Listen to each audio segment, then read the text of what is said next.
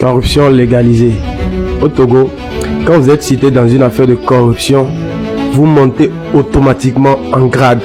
Le président Faure vient de faire fort avec la nomination à la tête de l'université de Kara, mademoiselle Prenam Moussou Mouzou. Connaissons tous mademoiselle Prenam Grace Moussou Mouzou, qui a été citée récemment dans l'affaire Amron pour corruption. À la grande surprise, elle vient d'être nommée présidente de l'université de Kara. Je voulais saisir cette opportunité pour remercier M. Faure Gnassingbé pour le travail bien fait qu'il fait au Togolais. Jeunes et la chasse des jeunes, c'est un monsieur qui doit partir, il doit libérer le Togo. On a besoin d'alternance, on a besoin d'un Togo démocratique, un Togo libre, un Togo où il y a le pouvoir d'achat, que chacun peut manger 3 fois par jour. C'est tout ce que le Togolais demande. Donc si les oiseaux viennent ici dire certaines choses, vraiment c'est écœurant et c'est triste, c'est vraiment triste. Merci beaucoup à vous, madame. C'est triste aussi, ça me fait mal. Parce que le problème du Togo, c'est le problème du Bénin. Puisque lorsque on a vu le pouvoir togolais essayer, d'une certaine façon, de protéger des ennemis du Bénin. Et ça, vraiment, ça fait mal. Et je me dis, c'est parce que il n'y a pas la démocratie au Togo que le Togo protège ces gens d'individus. C'est ça la vérité. Donc nous, au Bénin, on ne peut pas accepter ça.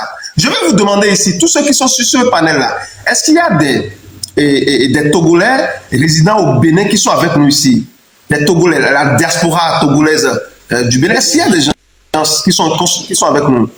Moi, non. Oui, certainement. Joël, vous permettez? Oui, un instant, s'il vous plaît. Un instant, je vais avoir la réponse à cette question-là d'abord. Est-ce qu'il y a des Togolais vivant au Bénin qui sont avec nous ici, s'il vous plaît? Non plus. Vraiment, ce serait vrai, c'est vraiment dommage. Parce que j'aurais aimé. Peut-être dans les commentaires. Oui, dans les commentaires aussi.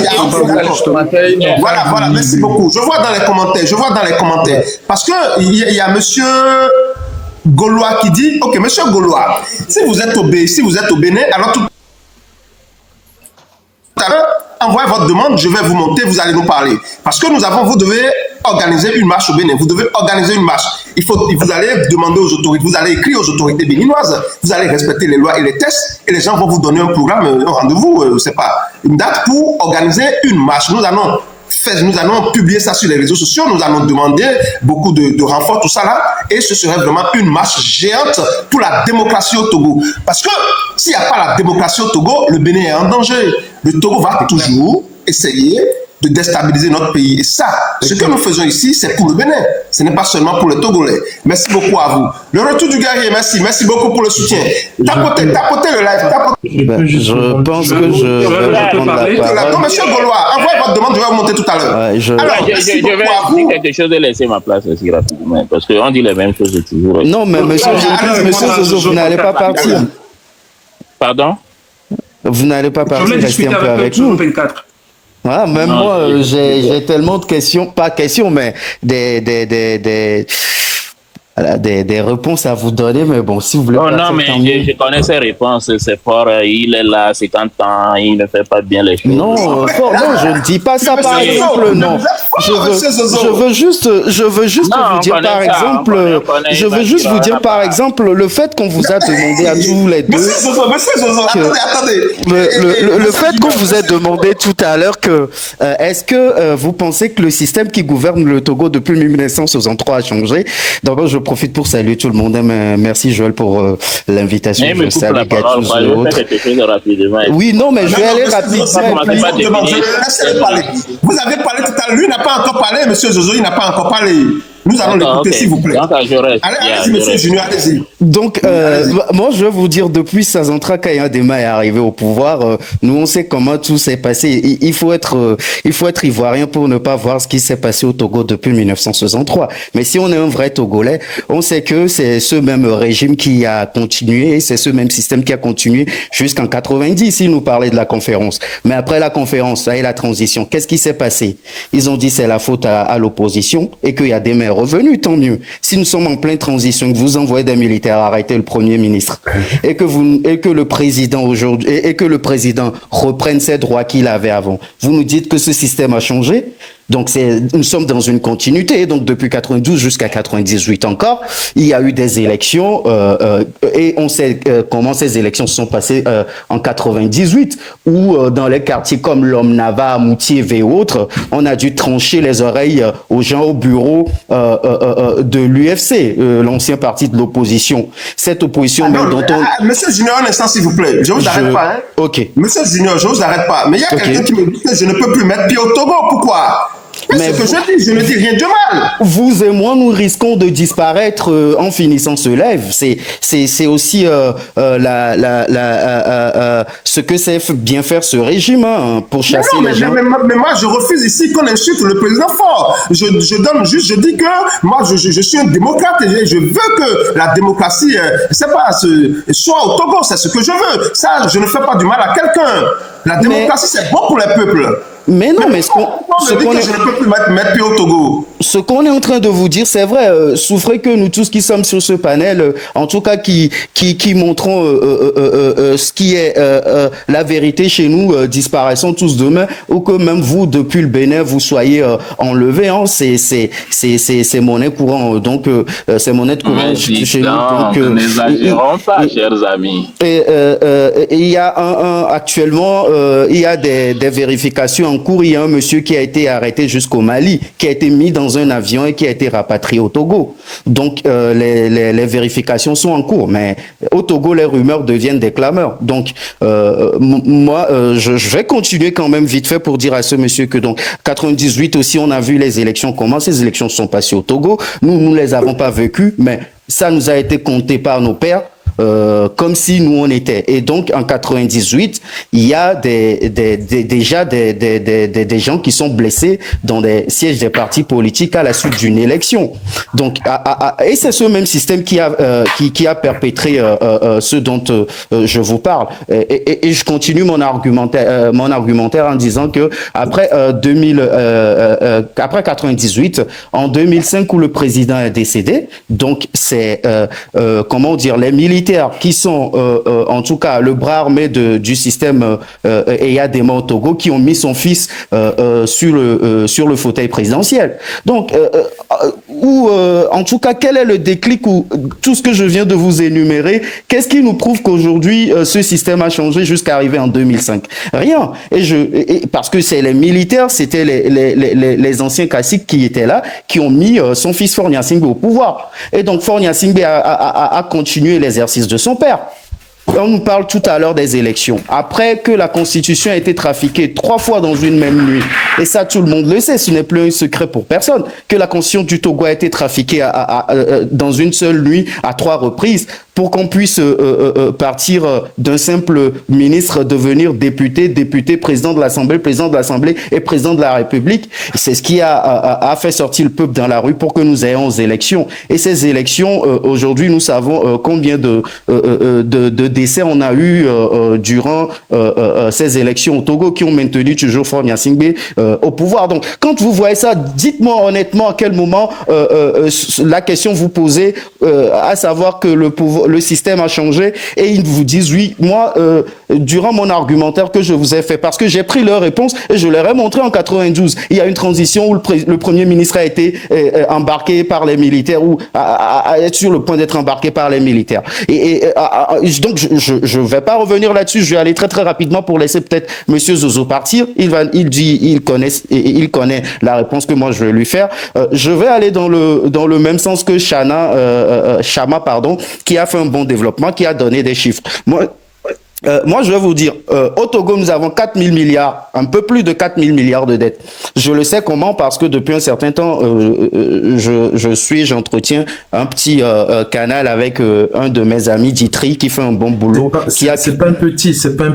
Bon, disons-le, soyons humbles quand même, cher ami. Non, c'est très grand ce que vous faites, et je vous félicite beaucoup.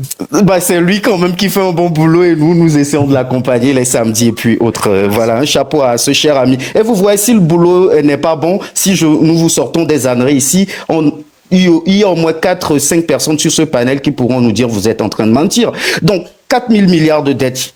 Monsieur Chama a sorti des chiffres. On parle avec des chiffres.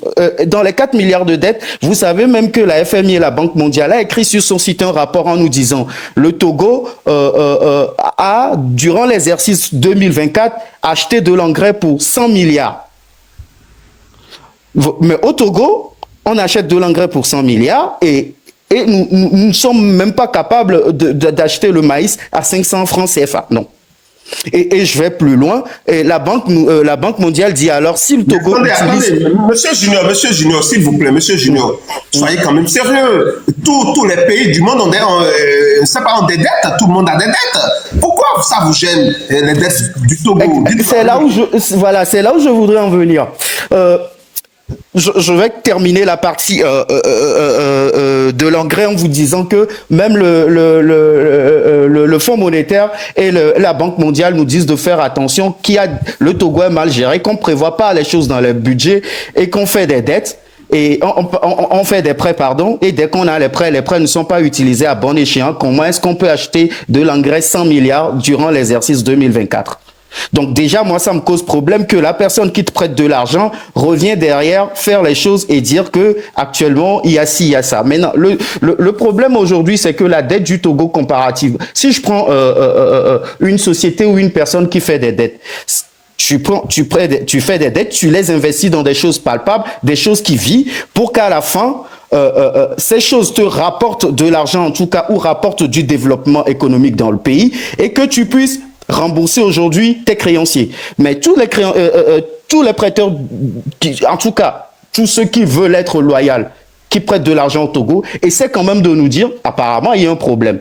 Avec votre taux d'endettement, vous risquez à un moment donné, on ne peut plus vous prêter de l'argent, mais vous prenez de l'argent et les projets ne sont pas réalisés, ou en tout cas, l'argent n'est pas bien utilisé. Ok, attendez, Monsieur Junior. Donc vous, attendez s'il vous plaît. Le problème en réalité, ce n'est pas la dette, c'est parce que la dette là ne sert pas à la population togolaise. C'est ce que vous êtes en train de nous dire. Ne sert même pas à la population togolaise. La dette, elle sert à une personne en fait. La dette, elle ne sert pas à la population togolaise. Attendez, Monsieur Junior. On prête l'argent au nom du peuple togolais et on met cet argent dans sa propre poche. Dans sa propre poche, voilà.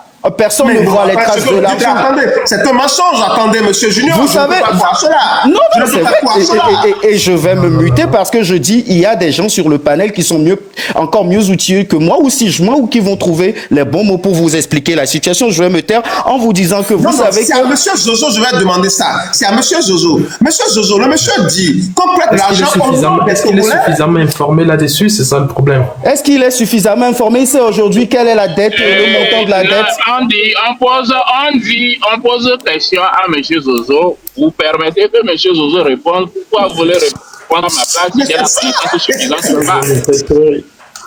Mais c'est quoi cette manière-là? Donc, monsieur Génu.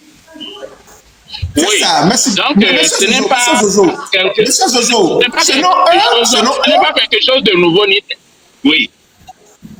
Selon eux, le gouvernement du président Faure Gnassingbé prête de l'argent au nom des Togolais. Il prend des dettes au nom des Togolais. Et en réalité, on ne réalise pas les projets, on se partage cet argent. Est-ce que c'est vrai, M. Zozo? Non, ne faites que poser des questions. Je ne dirais pas que c'est faux parce que le gouvernement togolais lui-même a pris ça.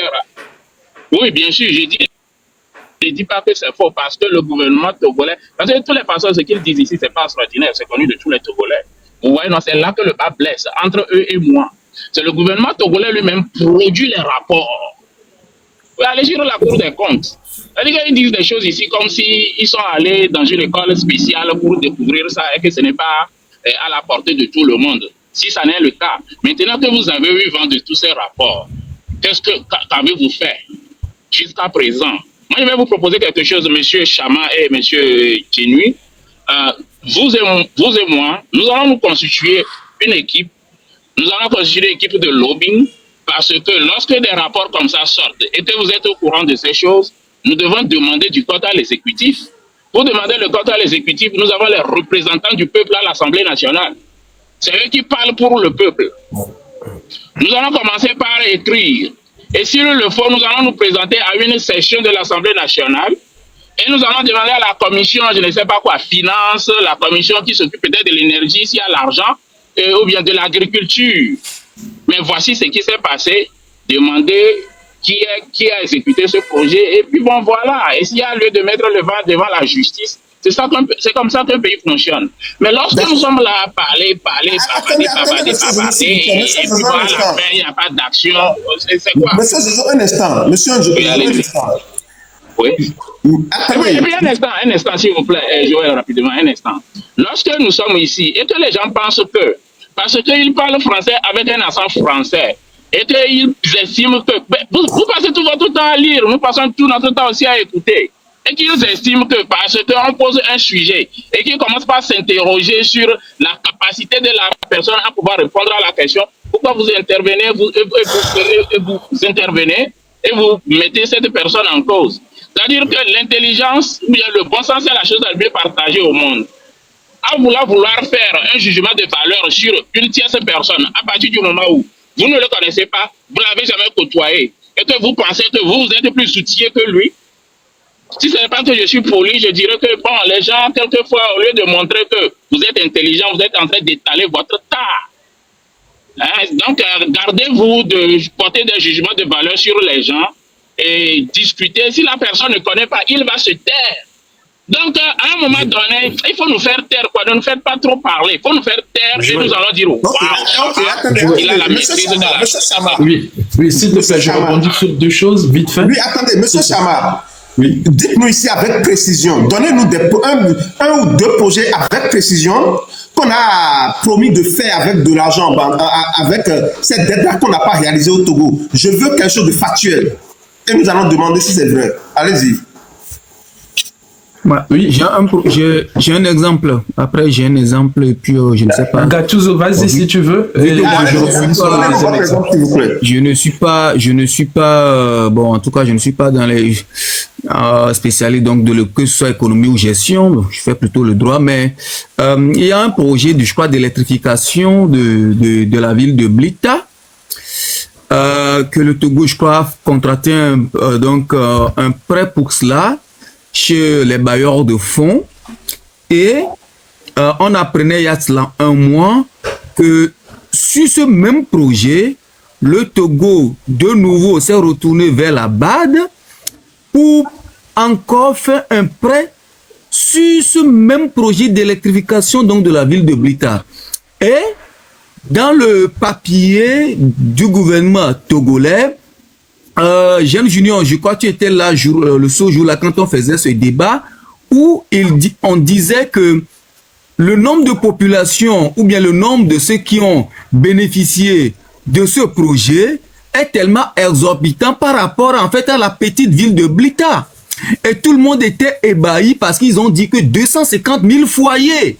Il n'y a pas 250 000 foyers à Blita, mais c'est ce qu'ils ont écrit c'est ce que les autorités togolaises ont écrit dans le rapport et pour redemander un second prêt pour le projet d'électrification donc de la ville de Blita. Ça, c'est un exemple parce que les économies sont données. Moi, j'étais dans le live et j'ai bien écouté. Maintenant, pour les autres, je ne sais pas, mais donc, moi, je peux te donner un exemple. Donc, c'est ce projet d'électrification de la ville de Blita. Le projet agricole ATA, voilà, projet de construction des routes. La Banque mondiale a les records. Bon, je ne comprends pas trop, mais quelqu'un vient de parler Monsieur Joël, je vais vous faire simple. Mon cher ami parlait d'un projet d'électrification où le nombre de ménages qui a été déclaré pour contacter le prêt n'est pas le nombre de ménages existants. Mais aujourd'hui encore, vous allez à Blita, vous verrez les résultats de l'électrification.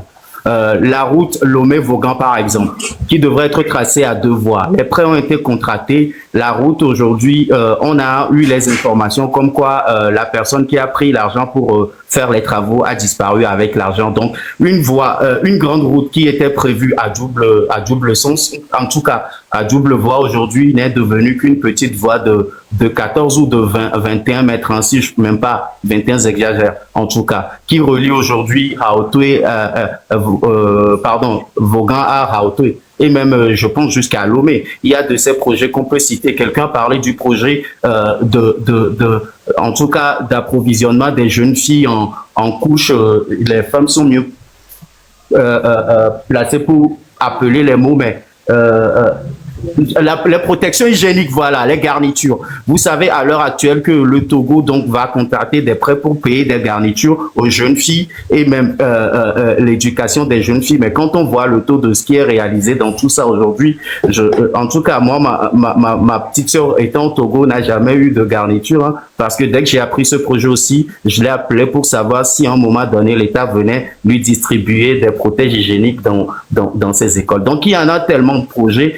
Rien n'est réalisé sur ces genres de choses. Maintenant, on va encore aller plus loin. Vous me parlez de projets et je vais me taire là-dessus. Ça, c'est quelque chose que je vais vous dire. C'est que on a l'impression qu'au Togo, en tout cas, je ne vais pas dire que les gens ne réfléchissent pas parce que vous nous avez dit de ne pas sortir les mots. Mais si tant est que, hein, on nous dit de les faire taire et d'utiliser le bon sens. Je vois qu'ils ont le bon sens à utiliser. Donc, je ne vois pas aujourd'hui quelle est, hein, dans le bon sens aujourd'hui, quelle est la nécessité de la construction d'une grande aéroport à Gbatope, alors qu'on a une grande aéroport déjà à Lomé et que on n'a même pas de voie assez praticable pour, en tout cas, relier Lomé à Tchévié, et à côté de Gbatope, on est en train de construire un aéroport aujourd'hui, alors que nous avons déjà un grand aéroport Lomé-Tokoin qui a été renommé déjà aéroport Gnassingbé-Adema. Et donc, ce projet de construction d'aéroport va faire l'objet encore de prêts, alors que l'hôpital où les gens,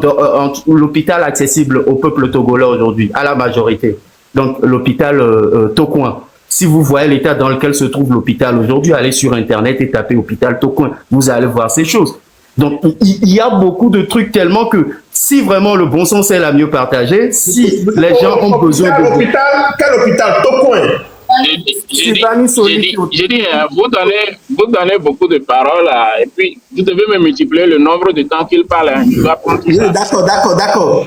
Vous parlez de quel hôpital? Tokoin, je pense que ça fait plus d'une heure que je n'ai pas pris la parole ici, mais je ne me suis pas plaint. Donc, voilà quoi, allons-y doucement. Quel hôpital, s'il vous plaît? Ils disent la même chose que toi. Tu vas te plaindre pourquoi? Toi, hôpital Sylvanus Olympio ou Tokoin.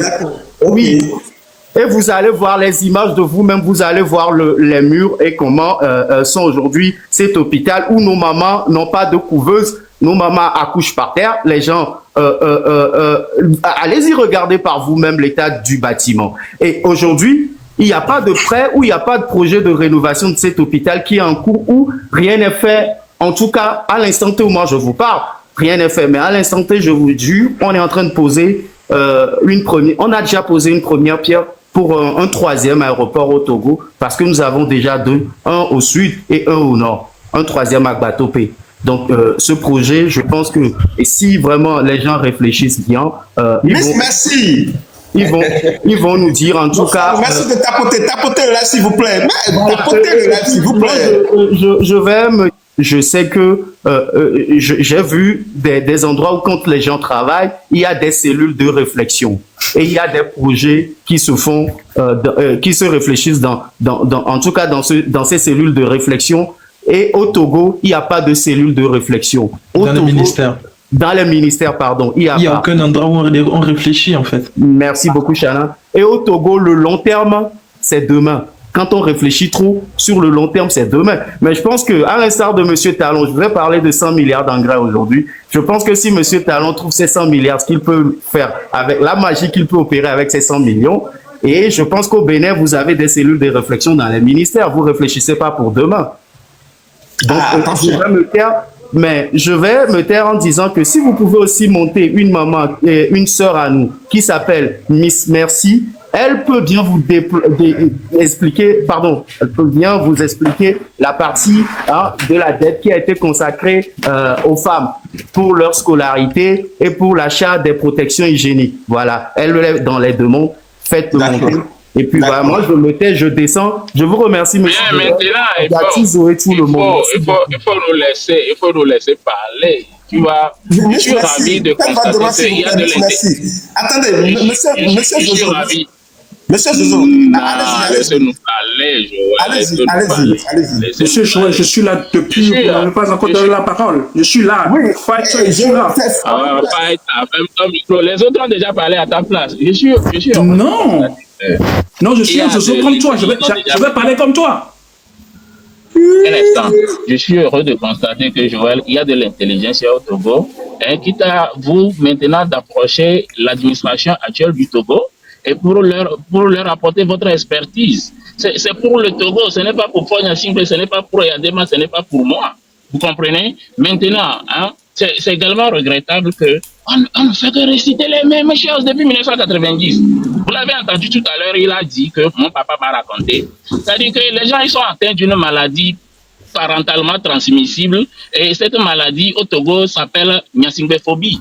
Donc, et puis cette nyasingbephobie a tellement, c'est-à-dire a javelisé leur cerveau. À la fin, ils ne font que des récitations comme des perroquets parce que les parents récitaient, et je suis viens, ils récitent. Tout à l'heure, avant que je ne m'engage. Oui. Le projet dont il a parlé tout à l'heure, s'il vous plaît. Ah non, bien sûr, il y en a plein. Avant le projet Blita, il y a le contour global. Un contour global qui devait alimenter l'OME. Il faut dire que c'est le gouvernement qui produit ces rapports. Il n'y a rien de nouveau dans ça là. Maintenant, lorsque nous avons ces rapports, lorsque je sers de contre-pouvoir, qu'est-ce que je fais de ces rapports-là? Lorsque je sers de contre-pouvoir, qu'est-ce que moi je fais de ces rapports-là? Maintenant, à partir du moment où nous devons lire ce rapport et nous allons venir, le contour global est un échec. Le projet Blita, c'est un échec. Il y a les projets AFD où il faut électrifier non seulement Blita et d'autres zones aussi de l'intérieur du pays. Nous l'avons tous constaté. Il y en a beaucoup. Il y a une dame sur cette toile, sur la toile là, elle s'appelle, je ne sais pas si je vais donner son nom, qui va vous sortir, s'il a encore les enregistrements, les premières pierres qu'on a posées un peu partout, qu'on n'a pas été réalisées. Maintenant, on a constaté. Nos papas racontent, les enfants viennent, ils le racontent. Mais moi, la différence entre eux et moi, eux, ils sont dans le bavardage. Nous voulons l'action. Vous voyez? Donc, avant que je ne m'engage dans cette masturbation infantile, intellectuelle puérile et sans issue, moi, je voudrais plutôt aller. Joël, oui. On aurait dit la même chose. Ok, je retire ce que j'ai dit. Maintenant, moi, je voudrais plutôt que les 500 personnes qui sont ici, compatriotes qui sont au Togo ou ailleurs, dites-moi, est-ce que vous avez voté aux dernières élections? C'est quand? Écrivez oui, j'ai voté. En bas. Dans les commentaires ici que j'ai voté. J'espère que tu as compris la question initiale qui t'a été posée, hein, puisque là, on dirait que tu es complètement à l'écart, là. Là, tu es en train de prendre un discours. Tu es en train de prendre un discours. Tu es en train de prendre un discours qui n'est ni réfléchi. Est-ce qu'on m'a posé une question? On ne m'a pas posé de question. Quelque chose m'a posé. J'ai dit, hein, en bas, mettez que vous avez voté. Tu peux arrêter de le relancer, s'il te plaît, qu'on puisse circuler la parole, s'il te plaît? Non, mais juste, je termine. Mais pourquoi je parle là, ça vous énerve? Je suis seul, vous êtes plusieurs, je parle seul, ça vous énerve. Bon, de toutes les façons, je vais vous laisser. Je vais vous laisser, ils vont vous faire les récitations, et puis bon, voilà. Aujourd'hui, ne dites pas le bilan de 20 ans, c'est 21 ans. L'année prochaine, vous et moi, nous allons nous retrouver, et puis ce sera 22 ans. Courage à vous. Vous parlez le pouvoir avant. Ok, d'accord. Vraiment, c'est bizarre. Vous savez, quand j'ai commencé cette aventure avec vous, tout ça, je me suis dit, voilà, ce qui se passe au Togo, ça m'a toujours quand même un peu étonné parce que je me dis, mais si le peuple togolais, dans sa majorité, est prêt à aller à la démocratie, cela devrait être instantané. C'est ce que je me disais. Et je me dis, mais si les jeunes là qui sont sur les réseaux sociaux nous disent que ah oui, au Togo, ça va pas là. Mais pourquoi depuis on ne voit pas un truc là? Monsieur Gatouzo m'a expliqué, il y a la répression. Moi-même, j'ai fait des recherches, j'ai vu qu'il y a beaucoup de répression au Togo. Mais à chaque fois, je vois des gens, des Togolais qui montent sur le live et qui défendent bec et ongle ce système qui a pris le pouvoir d'État en otage depuis 1963. Il y a des gens, des Togolais, qui soutiennent ce système-là. Et vous voyez, c'est ça qui fait que c'est parce qu'il y a encore des gens qui sont convaincus, qui aiment ce système, que le système perdure encore. Je vous dis, c'est parce qu'il y a des gens, ils doivent être nombreux, ils soutiennent encore ce système. C'est pour ça que ce système a encore de l'énergie, ce système a encore la force de continuer. Et moi, je demande aux Togolais de vraiment se poser la vraie question. Qui suis-je? Il faut se poser cette question. C'est totalement spirituel. Mais à force de commencer par se poser la vraie question, qui suis-je, de façon simple, à un moment donné, quelque chose va se dessiner et l'état de conscience de ceux-là, ça va basculer. Ça paraît simple, hein? Mais je vous dis, demandez à vos soeurs, à vos frères qui sont au Togo sur le territoire, qui nous écoutent, chaque matin, chaque soir et chaque midi et chaque soir avant de se coucher, de prendre au moins 15 minutes pour se poser la vraie question. Qui suis-je? Qui suis-je? Qui suis-je? Cela va vous aider à changer l'énergie du peuple togolais. Parce que ce qui se passe, c'est bizarre.